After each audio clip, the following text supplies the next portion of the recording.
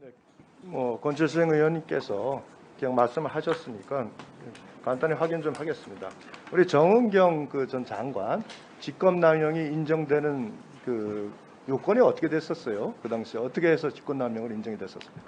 직권남용죄의 핵심 일반론으로만 말씀드리고 네. 제가 그분의 프라이버시 있으니까 그 사안을 가지고 기준으로 말씀드리지 않고 그때 대법원이 제시한 판례는 제가 기억하기에는 직무 범위에 해당하는 범위 내에서 의무업무 일을 시키거나 의무업무 시켰을 경우를 말하는 것이고, 그러니까 말하는 발언이라든가 말하는 그 강도가 어느 정도 수위를 넘어야 하고요. 그리고 그것이 직권 범위에 있는 사람에 의해서 이루어져야 한다는 것이 그러니까 핵심입니다. 구체적으로 그 행위에 대해서 지시가 인정되는 정도의 그렇습니다.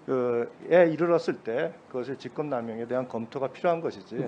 그걸 듣지 않았을 경우에 어떤 사실상 불이익이 있을 거니까 그게 이제 정확한 법률 요건은 아닌데 실제로 유죄가 인정되는 사안 정도에 이르려면 그런 정도의 요건이 필요한 것 같습니다. 제가 직권남용 사례를 많이 해봤는데 대략 그런 정도의 선에서 대한민국 법원이 판단하고 있는 것으로 단순히 정치인이 정치적인 어떤 의미로서 단순히 말을 한다고 해서 그 부분에 대해서 뭐 법무부 장관이 의견을 내는 것도 적절치 않지만 그 부분에 대한 직권남용 여부에 대한 언급이 나오는 것도 난 적절치 않다 이렇게 좀 보고 있습니다.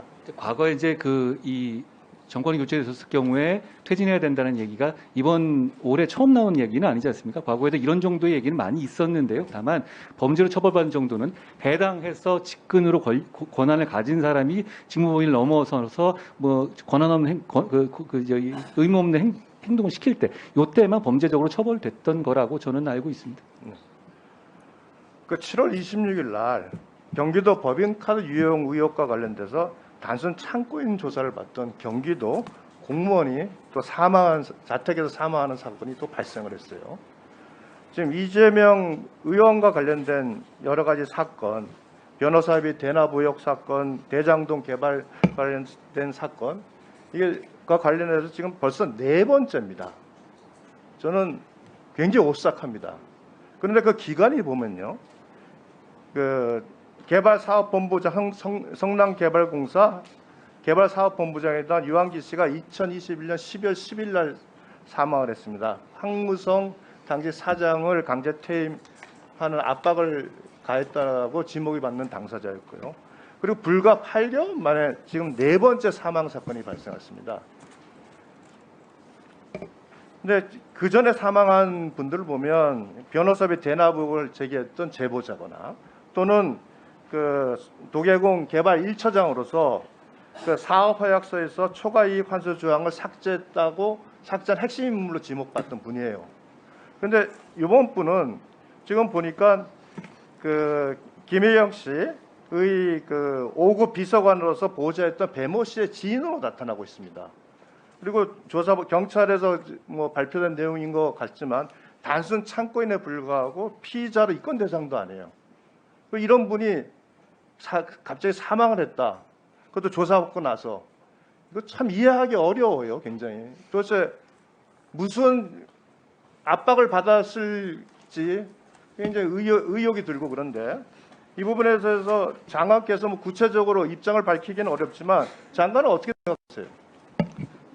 경찰 수사가 진행되는 상황이고 굉장히 여러 가지 뭐 말씀하신 그런 취지도 있을 수 있다고 생각합니다만 경찰이 철저히 잘 수사해서 밝히리라 저는 생각합니다. 그래서 아니 다른 세 분과 달리 이분 같은 경우에는 저 도저히 이해가 안 가요. 통상적으로 어떤 중요한 키맨이 되거나 또는 본인이 그 부분에 대해서 어떤 책임을 져야 될 일이 발생하는 경우는 사람이 심리적 압박에 의해서 뭐 자살이든 이렇게 이룰 수 있는데 이 경우 같은 경우는 단순히 법인카드 유용 의혹과 관련돼서 또 실제 그 행위를 했던 배모 씨의 지인에 불과한데 이런 분이 갑자기 어떤 사망에 이른다. 아마 지금 부검을 실시하고 또 그 관련돼서 검찰에서 변사와 관련된 지휘를 할 것 같습니다만 다른 사건과 달리 이 부분은 좀 특별하게 그 휴대전화를 압수수색하는 등 여러 가지 조치를 취해서 과연 그 사망에 이른 경위가 철저하게 분석이 돼야 된다 이렇게 생각을 하고 있는데 이 부분에 대해서 장관은 뭐 의견이 좀 있으신가요? 수사 중에 어떤 이례적인 자살 추정 사건이 날 경우에는 검찰의 변사나 아니면 경찰의 수사 과정에서 자세히 그 진실을 규명하기 위한 노력을 할 것이라고 저는 생각합니다. 제가 이제 법무장관 입장에서 그 방향이라든가 뭐 개인적 의견을 말씀드리긴 좀 부적절한 것 같습니다. 부정부패 범죄 아까 이미 질문이 나왔습니다만 5대 중대 범죄가 2017년에 1,755명에서 2021년에 207명으로 88%가 감소했습니다.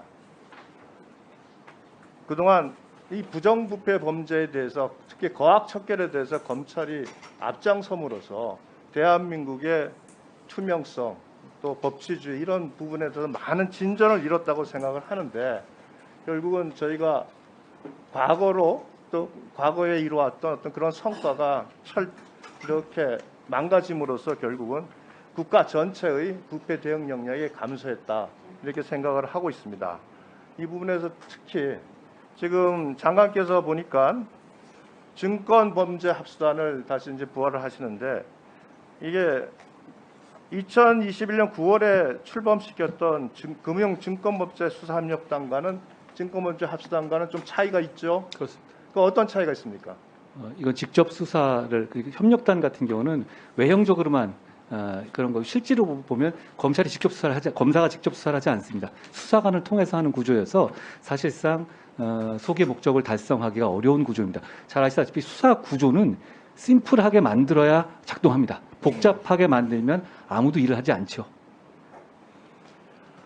지금 라임 옵티머스 디스커버리 펀드 지금 그 사모펀드 사기나 루나 테라 폭력 사건 가상화폐 사기 사건 등 지금 서민을 대상으로 한 대규모 경제범죄 사건이 지금 연일 언론에 지금 드러나고 있습니다. 이 부분에 대해서 현재 수사가 제대로 좀 진행되고 있는가요? 위원장님 말씀드려도 되겠습니까? 예. 아까 말씀드린 것 중에서 저는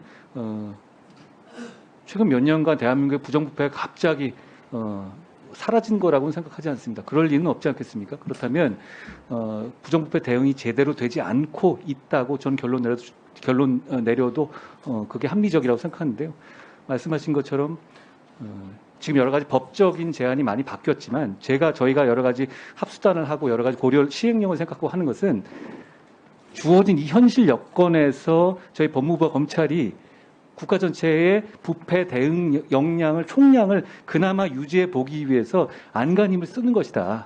이 법의 범위 내에서 할 수 있는 것을 발굴하고 해보겠다는 것이다. 라는 취지로 이해해 주시면 좋을 것 같고요. 증권 합수단이라든가 뭐 보이스피싱 범죄라든가 뭐 조세 합수단 이런 거에 대한 비판도 있는데요.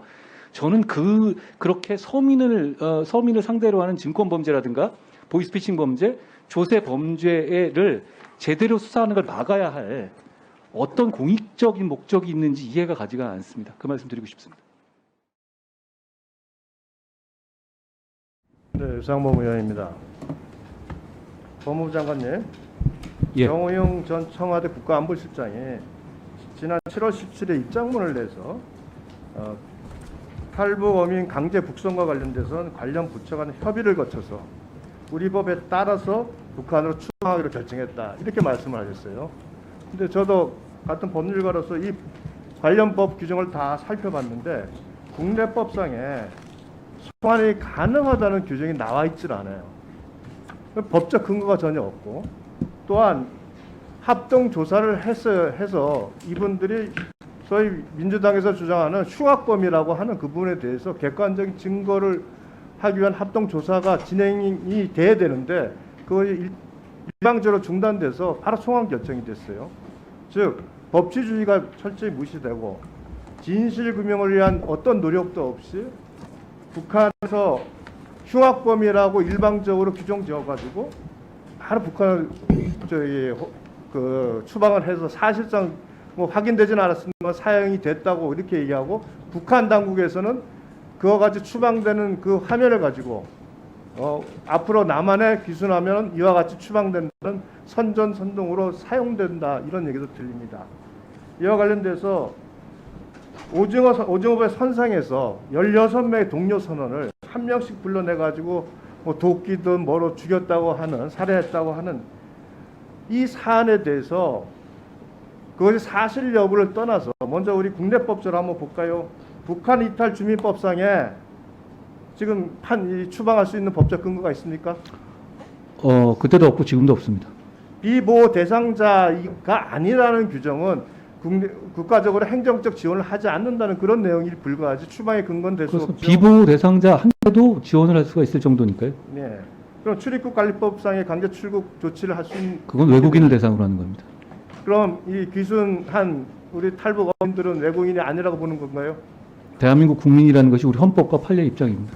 그럼 범죄 인도법은 어떻습니까? 범죄인도법은 국가를 상대로 하는 것이고 범죄인도가 체결돼 있거나 사법 간 상호 공조가 있어야 되는데요. 북한과는 그런 관계가 없습니다.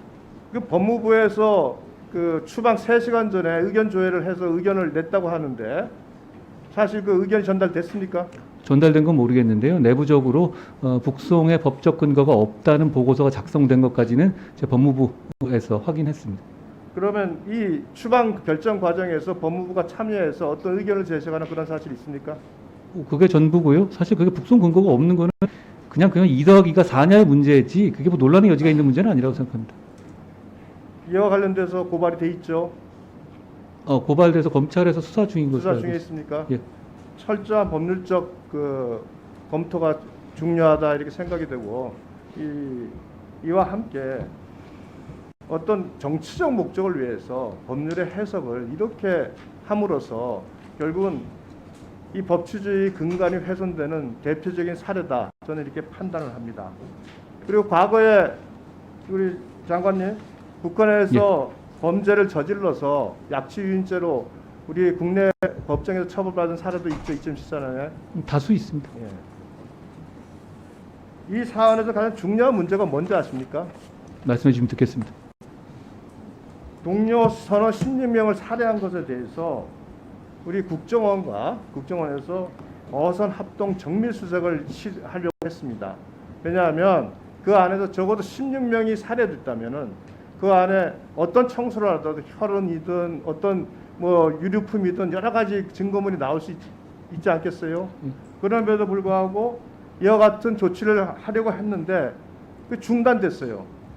자, 현장 정밀 조사를 해야 되는 이유가 뭡니까? 범죄자였으면 적어도 우리 법에 의해서 이 사람을 받을지 안 받을지 판단하기 위해서는 증거 관계를 확인을 해야 되지 않겠어요? 그렇습니다. 근데 그게 중단됐어요. 그리고 일방적으로 이 사람은 흉악범이라고 단정을 지었습니다. 이와 같이 가장 중요한 그 사람이 흉악범인지 여부를 파악할 수 있는 현장 정밀 조사 자체가 중단됐던 이거는 결국 정치적 목적으로 그 추방을 위해서 이 사람들이 보호받아야 될 권리를 전혀 보호받지 못한 거예요. 그 국가 폭력입니다. 어떻게 생각하세요? 제가 그런 동기라든가 평가할 위치는 있지 않습니다만 제가 이제 그 사안이 아니라 이 똑같은 사안이 앞으로 발생할 경우에는 당연히 대한민국의 수사기관이 철저하게 수사해서 대한민국의 법정에 세워서 거기에 따른 응당한 사법적 책임을 물어야 하는 것이 당연하다고 생각합니다. 여야 공의 같은 원칙을 적용하겠습니다.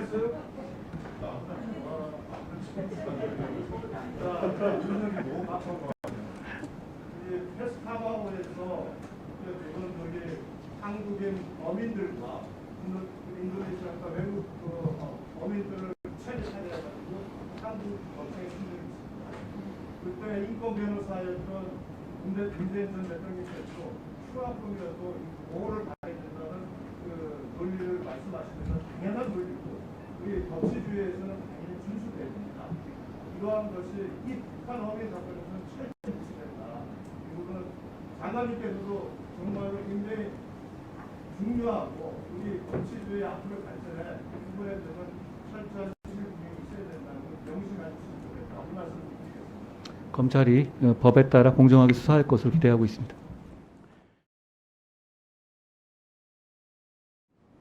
법무부 장관님, 그 우리 소위 말하는 검수완박법이 2021년에 시행이 됐지 않습니까? 검찰 수적 수사를 제한하고 그다음에 경찰에 불송치 결정권을 부여하고 보안 수사권을 제한하면서 보안 수사 요구를 원칙으로 하고 그다음에 검사들의 수사 직권을 폐지하고 이와 같은 법이 작년 1년 동안 시행이 됐었어요. 그로 인해서 그 국민적으로 굉장히 많은 피해가 발생했습니다. 그래서 대한변협에서 사실은 변호사 상대로 이 수사 시스템의 문제점에 대해서 설문조사를 했는데 한 73.5%에 달하는 그 변호사들이 경찰 단계의 조사 지연에 대한 불만을 많이 얘기를 했어요. 그 외에 사경에서 고소장 접수 거부 및 고소 취소 종용의 문제, 또 부실 수사 문제, 또 검찰 내에서의 반부패 수사 역량의 저하, 이런 문제가 많아서 제가 인수에 파견 나갔을 때 검경이 서로 간의 협의를 통해서 검경 책임 수사 시스템을 빠르게 정비하라. 예. 그래서 합의를 했습니다.